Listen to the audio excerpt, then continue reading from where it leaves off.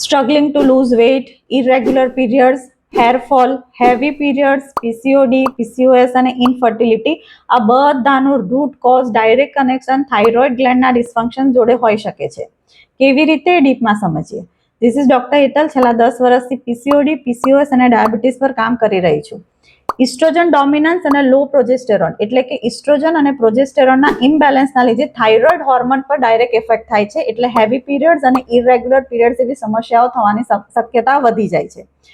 Thyroid hormone એ ovulation માટે જવાબદાર છે અને હાઇપોથાઇરોઇડિઝમમાં એફએસએચ અને એલએચ નામના હોર્મોન્સના ઇરેગ્યુલર થવાના લીધે પીસીઓડી, પીસીઓએસ અને ઇનફર્ટિલિટી એટલે કે કન્સીવ કરવામાં તકલીફ પડે છે. જો તમને હાઇપોથાઇરોઇડિઝમ હોય, કન્સીવ કરવામાં તકલીફ પડતી હોય અને પીરિયડ્સને રેગ્યુલર કરવા હોય તો આ 3 ટિપ્સ તમારા રૂટીનમાં ફોલો કરવી પડશે. નંબર 1, ગ્લુટીન ફ્રી અને ડેરી ફ્રી ડાયટ. ગ્લુટીન એ હાઈ ગ્લાયસેમિક ઇન્ડેક્સ છે અને ડેરીમાં આઈજીએફ હોય છે જે ઇન્સ્યુલિન રેઝિસ્ટન્સ થવાની શક્યતાઓ વધારી દે છે. Number 2, iodized salt, Brazil nuts, pumpkin seeds, lentils, beans અને કુકડ ક્રુસિફેરસ વેજીટેબલ્સને રોટેશનમાં ફોલો કરવાનો પ્રયત્ન કરો. લાસ્ટ નંબર 3, એક મલ્ટીવાઇટામિનની ટેબ્લેટ છે જેના કોમ્બિનેશનમાં એલ ટાયરોસિન, ઝિંક અને સિલિનિયમ હોય છે. તેને ડેલી 1 લેવાનું શરૂ કરી દો.